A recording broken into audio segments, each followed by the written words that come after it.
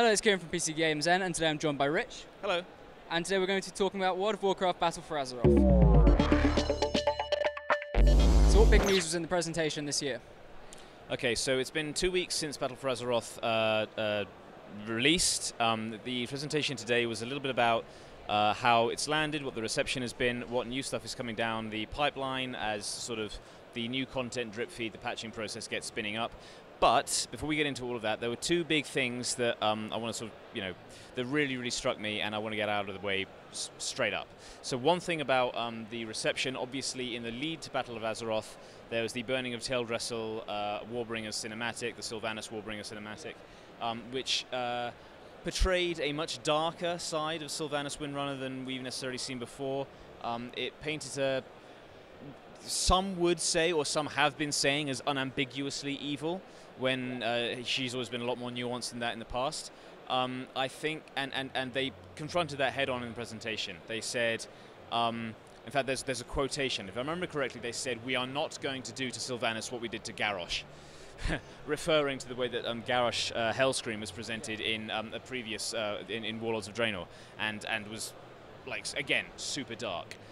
So they said that this whole arc to do with Sylvanas and the Battle for Azeroth has been planned over a long period of time. It's got a long way to develop. What you saw in that cinematic, the Warbringer cinematic, was the nadir in Sylvanas' arc, which is going to unfold over a long period of time.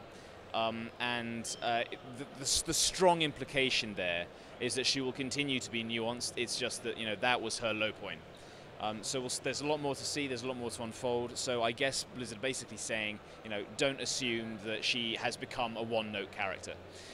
That was important to say, and I felt that was important to get out of the presentation. The second point was the third Warbringer cinematic is coming on August 24th at 6:15, I think CEST, I think local time, so that would be 5:15 BST. And it's... I'm sort of slightly hesitant to say this because it's such a big announcement, but like they've said quite explicitly, there's no embargo, so we can. It's Queen Ashara, the Naga, and that's big stuff for WoW lore. 'Cause she's like a major antagonist in the early, well, thousands of years ago, with the the Sundering and the war around that, and the Night Elves and the Sunwell and all that dramatic stuff. Some deep stuff that I'm not. I know a little bit about WoW, not as much as all that, but I know she's a huge figure in the lore, an antagonist that's sort of been working behind the scenes for a very long time, spawned the Naga race basically, and it's been hinted in the early stages of the Battle for Azeroth that she's sort of behind the strings and behind the scenes and pulling the strings in the Storm Song Valley. And it will be revealed apparently in the last Warbringer's trailer that she is behind all of that, and we'll see a lot more, I'm sure, about her role in the Battle for Azeroth and her presence behind events. And it's super exciting that she's finally apparently coming front and center stage in World of Warcraft. Other things that we got a little bit more detail on that were in the presentation at BlizzCon today. Battle for Stromgarde, the first Warfront. We knew the Warfronts were a mechanic in Battle for Azeroth. We learned a little bit more about how they'll actually play.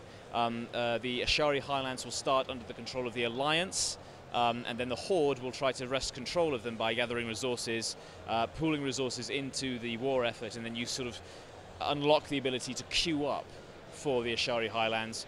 Then you go into the Ashari Highlands, it becomes yours. When you're under control of it, when it's under your control, you'll be able to do things like gather more resources for the war effort, build bases and castles, recruit an army, and then the final sort of stage of all of that process is you actually use your army to lay siege to the enemy fort in that area and take out the commander, who will be like a raid boss. But while you're there, you get a bunch of other cool abilities. The Ashari Highlands is a zone with lots of cool stuff to do. There's a unique world boss and lots of other sort of little buffs and goodies.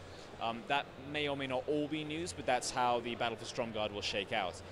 That'll come online in 2 weeks' time on September 4th. Along with the start of the new season, and seasons, there are, the thing before, PvP seasons, raids, and now Mythic Keystone Dungeons seasons will all be synced together.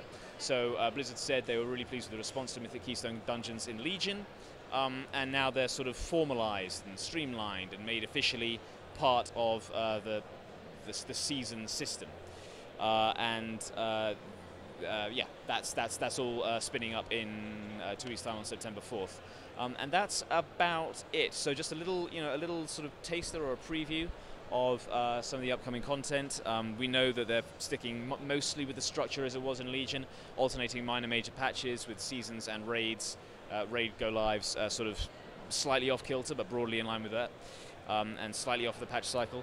And yeah, it's all looking good. The response to Battle for Azeroth so far has been really pretty positive.